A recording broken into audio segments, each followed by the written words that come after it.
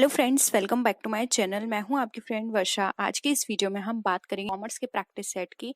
आज का जो हमने प्रैक्टिस सेट लिया है वो है हमारा फॉरेन ट्रेड से। तो आज ये जानेंगे कि फॉरेन ट्रेड में ऐसे कौन कौन से क्वेश्चंस हैं जो कि हमारे एग्जाम में पूछे गए हैं या फिर उनके चांसेस हैं कि वो आ सकते हैं। स्टार्ट करते हैं वीडियो को। वीडियो पसंद आए तो वीडियो को लाइक कीजिए, फ्रेंड्स के साथ शेयर कीजिए और किसी भी तरह की कोई भी क्वेरी हो तो जरूर बताइएगा। देखिए, फर्स्ट क्वेश्चन है हमारा, international trade is the outcome of, यानी कि जो हमारा इंटरनेशनल ट्रेड है वो किसका आउटकम होता है। ऑप्शंस हैं territorial division of labour, second है पॉलिटिकल रिलेशनशिप्स, थर्ड है कल्चरल टाइज या फिर ऑल ऑफ द अबव। तो बताइए जो इंटरनेशनल ट्रेड है हमारा वो किसका आउटकम होता है। बहुत ही सिंपल क्वेश्चन है, इजिली बता सकते हैं आप। देखिए, जब भी हम इंटरनेशनल ट्रेड की बात करते हैं तो इंटरनेशनल ट्रेड का मतलब होता है कि हम अपनी कंट्री से बाहर जो भी कंट्रीज हैं उनके साथ ट्रेड कर रहे हैं, यानी अदर कंट्री के साथ ट्रेड करना इंटरनेशनल ट्रेड है। यानी कि हम किसी के भी साथ ट्रेड कर सकते हैं।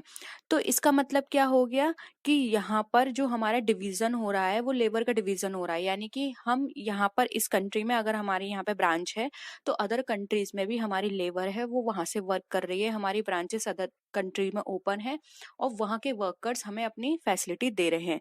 तो यहाँ पे ऑप्शन ए हमारा करेक्ट हो जाएगा, टेरिटोरियल डिवीजन ऑफ लेबर।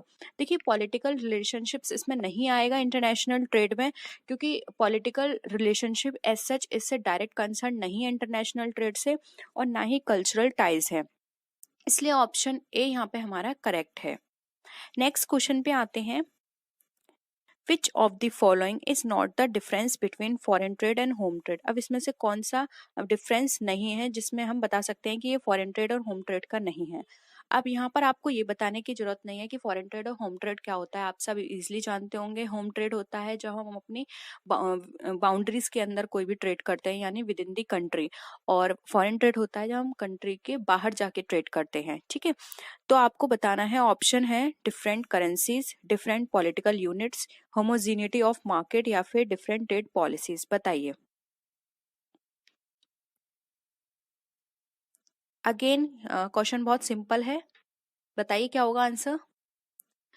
देखिए, इसका जो राइट आंसर होगा वो है ऑप्शन नंबर ए, डिफरेंट करेंसी। ये जरूरी नहीं है कि फॉरेन ट्रेड और होम ट्रेड में डिफरेंट करेंसीज हों। डिफरेंट पॉलिटिकल यूनिट्स, ये बिल्कुल सही है कि ये होती हैं। होमोजिनिटी ऑफ मार्केट, ये भी सही है बिल्कुल। और डिफरेंट पॉलिटिकल पॉलिसीज। नेक्स्ट है, which of the following are the not the advantage of foreign trade, यानी कि इसमें से फॉरेन ट्रेड का एडवांटेज नहीं है। फर्स्ट ऑप्शन है harmonising international political relation, second है हमारा इंक्रीज प्रोडक्शन, थर्ड है वर्ल्ड्स प्रॉस्पेरिटी एंड फोर्थ है हमारा नन ऑफ द अबव। तो देखिए, यहाँ पर ये सारे पॉइंट्स हमें दे रखे हैं। आपको क्या लगता है कि कौन सा पॉइंट ऐसा है जो कि फॉरेन ट्रेड का एडवांटेज नहीं हो सकता है। आंसर करिए जल्दी से।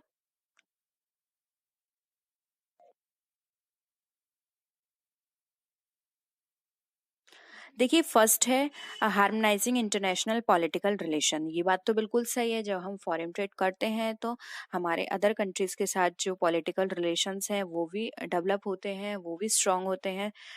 सेकंड हमारा इंक्रीज प्रोडक्शन।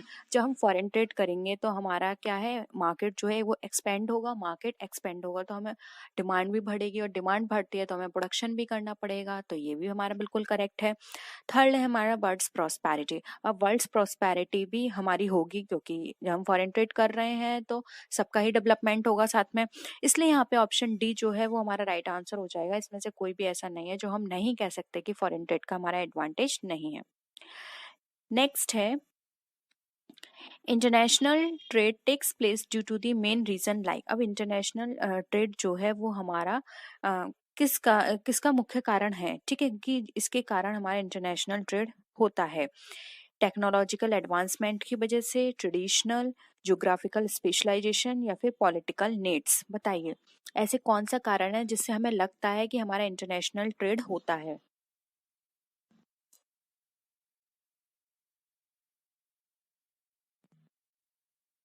देखिए, यहाँ पे कुछ पॉइंट्स ऐसे हैं, जैसे कि सी एंड डी पॉइंट ऐसा है।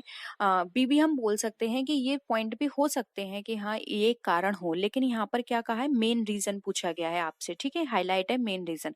तो मेन रीजन तो यही है कि टेक्नोलॉजिकल एडवांसमेंट है। हम दूसरी कंट्री की तरफ मूव क्यों करते हैं, क्योंकि हमें लगता है कि नहीं, वहाँ की हमसे ज्यादा डेवलप है टेक्नोलॉजी, उनकी टेक्नोलॉजी से जो हम काम करेंगे वो हमें जल्दी मिलेगा, हमारा टाइम कंज्यूम होगा वहाँ पर, सॉरी टाइम सेव होगा वहाँ पर। तो ये सारी चीज़ें क्या होती हैं, और फिर जो हम जितने रुपए में हम अपने मार्केट से कोई भी मशीन खरीदते हैं उससे कम रुपए में हम खरीद सकते हैं। फॉर एग्जांपल चाइना है, ये बात बिल्कुल सही है कि अब हमारा मार्केट यहाँ से बिल्कुल हट गया है चाइना का, लेकिन हम चाइनीज प्रोडक्ट लोग सबसे ज्यादा क्यों खरीदते थे, वो इसलिए खरीदते थे क्योंकि वो बहुत चीप होते थे, ठीक है, इसलिए वहाँ उनको तरफ लोग ज्यादा उनका मूव होता था। तो यही कारण है कि हम इंटरनेशनल ट्रेड की तरफ ज्यादा फोकस करते हैं, क्योंकि वहाँ की टेक्नोलॉजी इतनी एडवांसमेंट है उसका कि हम उनकी तरफ ना चाहते हुए भी हम सोचते हैं कि अगर हम वो टेक्नोलॉजी ले लेंगे तो हमारे काम जल्दी हो जाएगा, हमारे पैसे कम लगेंगे उसमें। तो ये हमारा मेन रीजन है। बाकी ट्रेडिशन जो है, ट्रेडिशन भी हम दूसरे की तरफ देखते हैं कि हाँ उनके ट्रेडिशन में ये चीज़ बहुत इस तरह से होती है, या फिर उनके ट्रेडिशन में ये वाला फूड है वो बहुत फेमस है, हमें भी ट्राई करना चाहिए, इसलिए हम अदर कंट्रीज के फूड को ज़्यादा अहमियत देते हैं। ज्योग्राफिकल स्पेशलाइजेशन भी हमारा सही है एंड पॉलिटिकल नीड्स भी, लेकिन मेन हमारा यहाँ पे ऑप्शन ए करेक्ट आंसर हो जाएगा। नेक्स्ट है, The theory of comparative advantage was propounded by, again very important theory है ये। जो हमारी कंपेरेटिव एडवांटेज की थ्योरी है वो किसने दी थी? किंडल बर्गर ने, जेएस मिल ने, Adam Smith and David Ricardo. बताइए। आपके एग्जाम में इसके थ्योरी के रिगार्डिंग ज़्यादा नहीं आएगा, इसलिए हम डिस्कस नहीं कर रहे हैं। सिर्फ यही पूछा जाएगा कि ये थ्योरी किसने दी थी और इस थ्योरी में क्या कहा गया है, ये आपके एग्जाम में नहीं पूछा जाएगा, ठीक है। देखिए कंपैरेटिव एडवांटेज की जो थ्योरी दी थी वो दी थी हमारे डेविड रिकार्डो ने, तो ऑप्शन डी यहाँ पे हमारा राइट है। नेक्स्ट है, international trade is but a special case of inter local और inter regional trade whose statement is. अब ये वाले जो स्टेटमेंट है कि इंटरनेशनल ट्रेड लेकिन एक special case of inter local और इंटर रीजन ट्रेड है, ये किसने कहा था? रिकार्डो ने, हैकर ने, टॉसिन ने या फिर ओलिन ने? बहुत ही कम चांसेस हैं कि आपके एग्जाम में इस तरह के स्टेटमेंट पूछे जाएं, लेकिन फिर भी कुछ फेमस स्टेटमेंट हैं, आप वो याद कर लीजिए। हो सकता है आप भी सकते हैं, क्योंकि अब जो क्राइटेरिया चल रहा है, जो पैटर्न चल रहा है 1-2 साल से, वो बहुत डिफरेंट चल रहा है, ठीक है। कई बार आपने 2019 और 20 का पेपर उठा के देखा होगा तो उसमें इस तरह का पैटर्न वो लोग फॉलो कर रहे हैं कि जो 2019 में की क्वेश्चंस दिए हैं उसका बिल्कुल ही बच्चों ने एक्सपेक्ट भी नहीं किया होगा, वो 2020 में दे दिया था। आपने देखा हो न्यूमेरिकल पार्ट बहुत था, इसलिए आप 2021 की तैयारी अच्छे से करके चलिए। बताइए क्या होगा इसका आंसर? देखिए इसका जो राइट आंसर है वो है ऑप्शन डी, ये स्टेटमेंट ओलिन ने दिया था। नेक्स्ट है, the concept of income terms of trade is given by. अब जो इनकम टर्म्स ऑफ ट्रेड है ये वाला कॉन्सेप्ट हमारा किसने दिया? विनर ने, टॉसिन ने, एल्सवर्थ ने या फिर डॉरेंस ने? देखिए ये वाला जो कॉन्सेप्ट है वो दिया था डॉरेंस ने, ठीक है। नेक्स्ट है, the terms of trade measure. अब जो टर्म्स ऑफ ट्रेड है वो हमारा क्या मेजर करता है? ऑप्शंस है, relative price in the importing country, second option है relative price in the exporting country, third है how many units of goods must be given up for each unit received in trade by a trading country, या फिर the volume exports. तो क्या है जो हमारे terms of trade है उसको मेजर करती है? बताइए आपको क्या लगता है कौन सा आंसर इसका हो सकता है?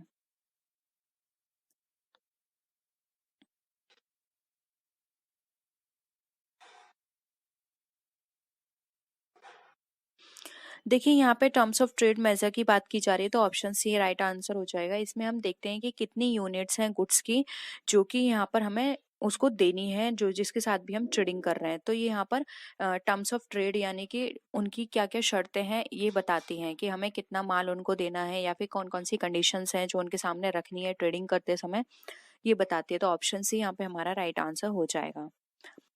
नेक्स्ट है, which is not the instrument of external payment. अब इसमें से कौन से एक्सटर्नल पेमेंट का इंस्ट्रूमेंट नहीं है? बैंक ड्राफ्ट, हुंडी, लेटर ऑफ क्रेडिट या फिर टेलीग्राफिक ट्रांसफर? बताइए। एक्सटर्नल पेमेंट की बात की जा रही है, याद रखिएगा। वैसे तो सारे ही ये पॉइंट ऐसे हैं जो कि हमारे पेमेंट में काम आते हैं। देखिए एक्सटर्नल पेमेंट की बात करें तो जो हुंडी जो है वो एक्सटर्नल पेमेंट में नहीं आती। हुंडी पर्टिकुलर एक रीजन में चलती है। वो भी रीजंस अब अगर हम बात करें तो अब इसका यूज कम हो गया है या फिर ये कहें कि बिल्कुल ही बंद हो गया है। बहुत जगह छोटी मोटी जगह ऐसी होंगी जहां अभी भी इसका यूज होता होगा, लेकिन अब हर जगह बैंक से पेमेंट होता है, कैश से पेमेंट होता है, या फिर आप ऑनलाइन पेमेंट करते हैं, ठीक है। और यहाँ तो एक्सटर्नल की बात की जा रही है, तो एक्सटर्नल में तो मोस्टली ऑनलाइन ही पेमेंट होता है। तो यहाँ पर जो हुंडी होगा वो हमारा राइट आंसर हो जाएगा। नेक्स्ट है रेट ऑफ एक्सचेंज मीन्स। अब रेट ऑफ एक्सचेंज का मतलब क्या होता है आपको ये बताना है। The external value of country's currency, the price of money, third है the rate prevailing in the exchange bank, and fourth है हमारा द यूनिक रेट। बताइए क्या है रेट ऑफ एक्सचेंज का मतलब।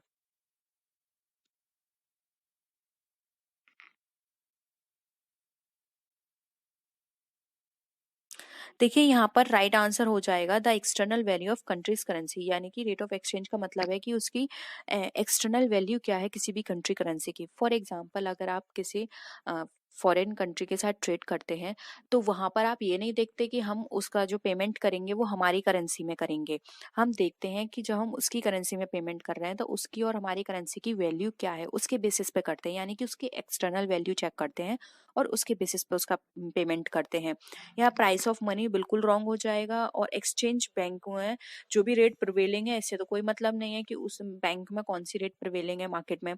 एंड द यूनिक रेट ये भी इसका आंसर नहीं होगा। राइट आंसर होगा उस करेंसी, जो भी कंट्री है उसकी करेंसी की एक्सटर्नल वैल्यू क्या है उसके बेसिस पर हम यहाँ पे एक्सचेंज रेट का अपना मतलब निकालते हैं, ठीक है। तो ऑप्शन ए यहाँ पे हमारा करेक्ट है। नेक्स्ट है the act of simultaneously buying a currency in one market and selling it in another market is called। यानी कि जब भी हम किसी भी करेंसी को एक मार्केट से खरीद कर और उसी समय उसे दूसरे मार्केट में बेचते हैं तो इसे क्या बोलते हैं। स्पेकुलेशन, स्पॉटिंग, फॉरवर्डिंग या फिर आर्बिट्रेज। बताइए।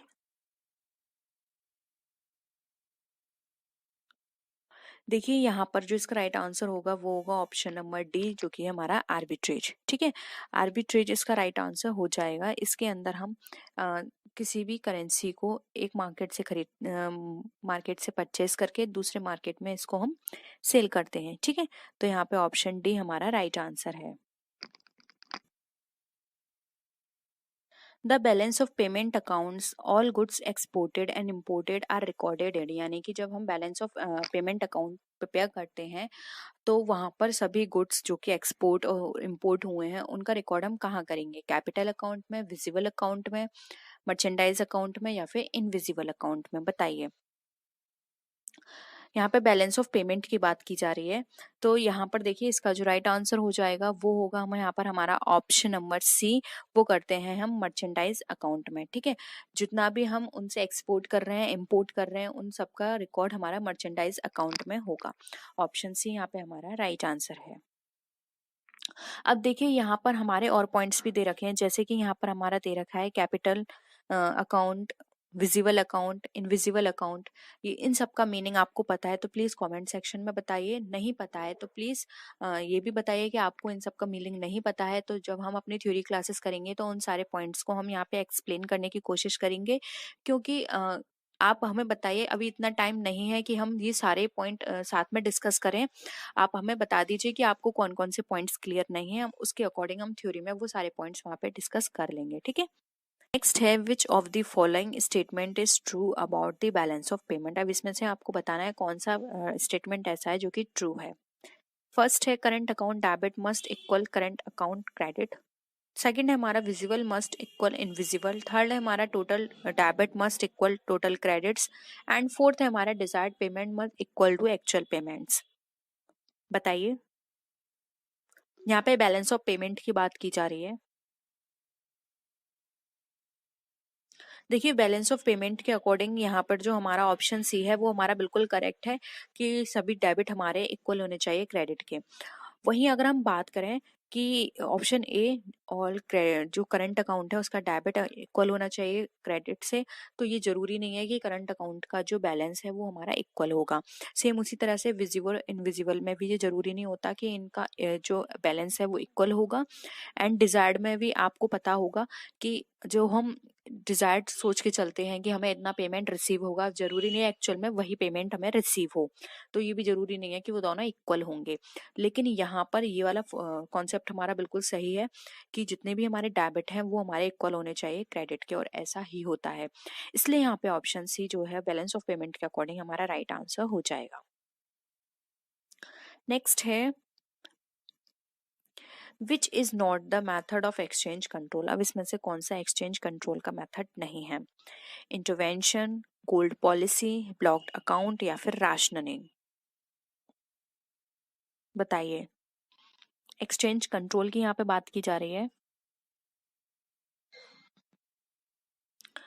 देखिए इंटरवेंशन से हम एक्सचेंज को कंट्रोल कर सकते हैं, और इंटरवेंशन किनका होगा ये आप सबको पता है कि इसमें गवर्नमेंट का इंटरवेंशन होता है, और जो यहाँ पर मेन रेगुलेटिंग अथॉरिटी बनाई गई है उनका इंटरवेंशन होता है, जिसके कारण एक्सचेंज कंट्रोल हमारा यहाँ पर एक्सचेंज जो है जो रेट है हमारे वो कंट्रोल रहते हैं।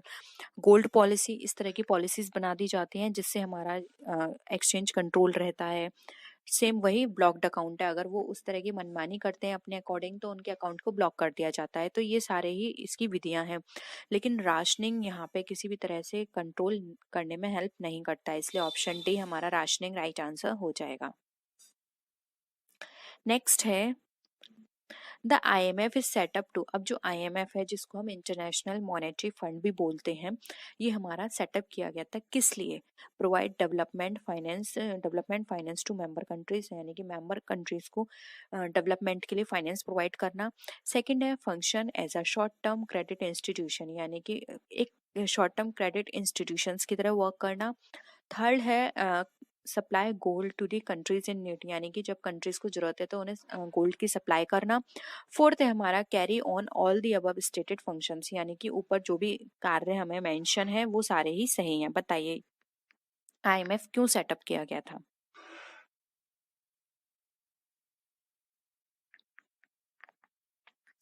देखिए यहाँ पे IMF की बात की जा रही है, इंटरनेशनल मॉनेटरी फंड नाम से ही यहाँ पे इंडिकेट हो रहा है मॉनेटरी फंड, यानी कि ये फंडिंग करते हैं जो भी इनकी मेंबर कंट्रीज होती हैं, और जब भी उनको जरूरत होती है तो उनको ये यहाँ पे फंड प्रोवाइड करते हैं। अब किस तरह का फंड देते हैं तो देखिए ये हमें फंड प्रोवाइड करते हैं शॉर्ट टर्म, ठीक है।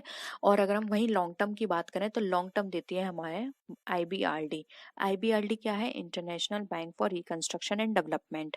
अब IBRD को का दूसरा नाम भी हम बात करें तो वो है हमारा वर्ल्ड बैंक। वर्ल्ड बैंक हमें लॉन्ग टर्म लोन प्रोवाइड करती है, हमें मतलब जो भी मेंबर कंट्रीज हैं उनको, और IMF short term loan provide करती है, ठीक है। तो यहाँ पे ऑप्शन बी हमारा राइट आंसर हो जाएगा।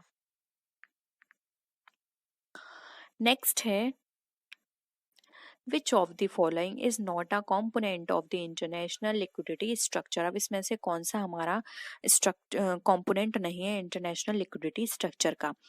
US dollar reserves, sterling reserves, gold reserve या फिर बायलेटरल क्रेडिट एग्रीमेंट? बताइए।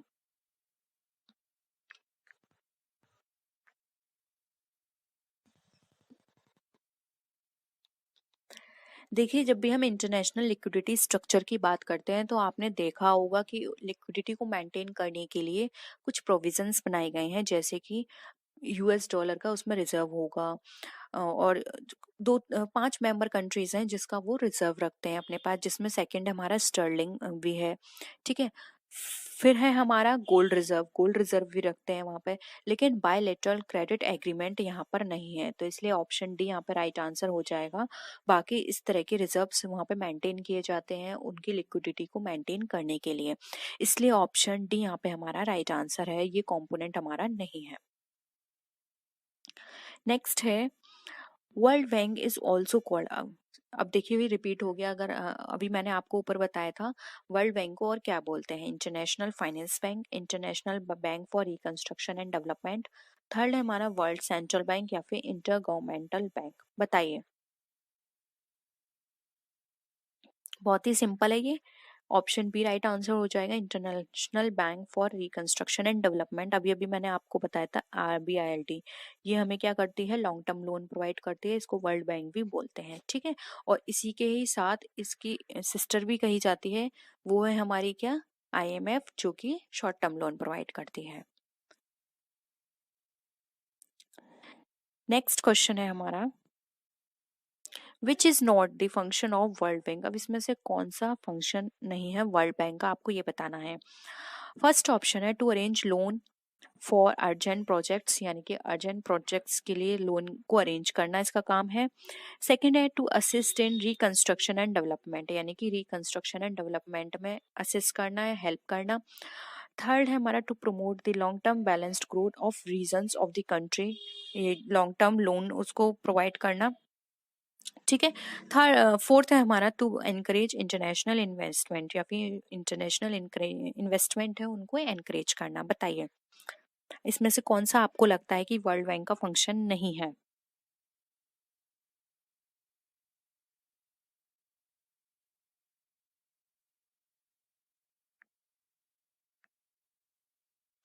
देखिए यहाँ पर जो राइट आंसर है वो है option number A, to arrange loan for urgent projects. देखिए अर्जेंट प्रोजेक्ट्स के लिए अलग से इंस्टीट्यूशंस हैं जो प्रोवाइड करते हैं, लेकिन यहाँ पर जो हमारा वर्ल्ड बैंक है वो अर्जेंट प्रोजेक्ट के लिए नहीं देता, ये हेल्प करता है हमारा रिकंस्ट्रक्शन एंड डेवलपमेंट में, जैसे कि नाम से ही पता चलता है उसके, जो कि है हमारा IBRD। और साथ ही साथ ये जो भी इसकी कंट्रीज हैं, मेंबर कंट्रीज हैं, साथ ही साथ जो मेंबर कंट्रीज नहीं है लेकिन फिर भी उनको जरूरत होती है, तो कई बार ये उनको भी लोन प्रोवाइड करते हैं, उनको डेवलप करने के लिए, जो अंडर डेवलप्ड हैं उनको डेवलप करने के लिए, और जो डेवलपिंग में है उनको और डेवलप करने के लिए ये यहाँ पर उनको लोन प्रोवाइड करती हैं। और साथ ही साथ ये इंटरनेशनल इन्वेस्टमेंट को भी इनकरेज करती हैं, कि जितना ज़्यादा इंटरनेशनल इन्वेस्टमेंट होगा उतने ही ज़्यादा कंट्रीज जो है खुद को डेवलप कर पाएंगी। इसलिए यहाँ पे ऑप्शन ए जो वर्ल्ड बैंक का फंक्शन नहीं है हमारा राइट आंसर हो जाएगा। नेक्स्ट है international finance corporation aims at. अब जो इंटरनेशनल फाइनेंस कॉरपोरेशन है उसका क्या एम है, यानी कि क्या लक्ष्य है। फर्स्ट ऑप्शन है हमारा encouraging the growth of productive private enterprise. Second है एनकरेजिंग स्टेट एंटरप्राइज। थर्ड है हमारा encouraging the flow of capital in the world. And fourth है हमारा ऑल ऑफ द अबव। बताइए क्या लगता है आपको जो कि IFC का एम हो सकता है।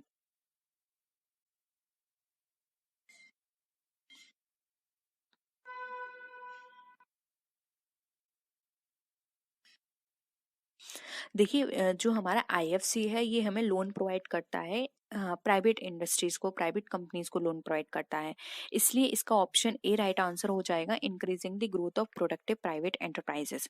ये जो प्राइवेट इंस्टीट्यूशंस होते हैं उनको लोन प्रोवाइड करने का काम करता है, इसलिए यहाँ पे ऑप्शन ए हमारा करेक्ट है। आप सिर्फ इतना याद रखिएगा IFC प्राइवेट पे फोकस करता है। नेक्स्ट है international development association is affiliated to. अब जो इंटरनेशनल डेवलपमेंट एसोसिएशन है जिसको IDA भी बोलते हैं, आप शॉर्ट में लिख लीजिए IDA, ये किससे एफिलिएटेड है। The IMF, the IBRD, the IFC and none of these. बताइए कौन सा इंस्टीट्यूशन से ये एफिलिएटेड है।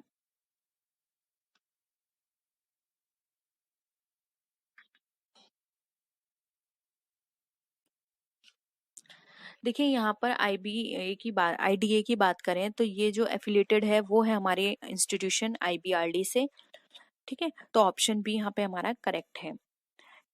नेक्स्ट है जो कि बहुत ही इंपॉर्टेंट है, IDA से रिगार्डिंग ये वाला क्वेश्चन एग्जाम में बहुत पूछा जाता है।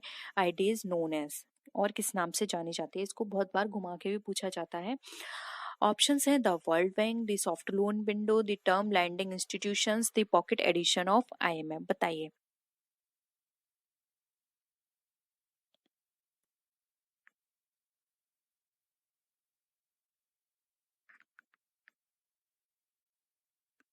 देखिए यहाँ पर हम बात करें IDA की, तो IDA का यहाँ पर जो राइट आंसर होगा वो होगा यहाँ पे ऑप्शन नंबर डी, जो कि हमारा the soft loan window. IDA को सॉफ्ट लोन विंडो के नाम से भी जाना जाता है। नेक्स्ट है द गेट एम्स एट। अब गेट का क्या लक्ष्य है। गेट की पहले फुल फॉर्म आप जान लीजिए। इसकी फुल फॉर्म होती है general agreement on tariffs and trades. ठीक है। ऑप्शंस है control of foreign trade, expansion of international trade, Havana charter या फिर कस्टम यूनियंस। बताइए।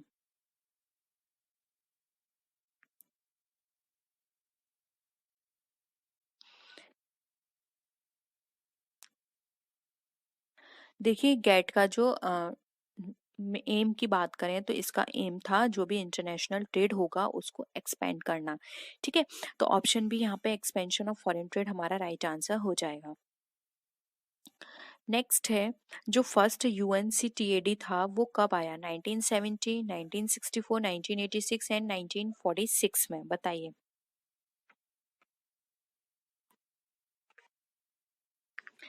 ऑप्शन बी यहाँ पे करेक्ट है, 1964 फर्स्ट यूएनसीटी 1964 में आया था। नेक्स्ट है the UNCTAD 6 was held in the year, कब आयोजित किया गया था? 1980, 1985, 1983 या फिर 1986 में। ऑप्शन सी यहाँ पे हमारा करेक्ट है, 1983। ठीक है। तो ये थे हमारे क्वेश्चंस फॉरेन ट्रेड से रिलेटेड। होप यहाँ पर आपको सारे क्वेश्चंस क्लियर हुए होंगे। किसी भी तरह की कोई भी क्वेरी हो तो प्लीज़ जरूर बताइएगा। नेक्स्ट वीडियो में फिर मिलते हैं आपसे और भी अच्छी वीडियोस के साथ। तब तक के लिए टेक केयर, बाय बाय।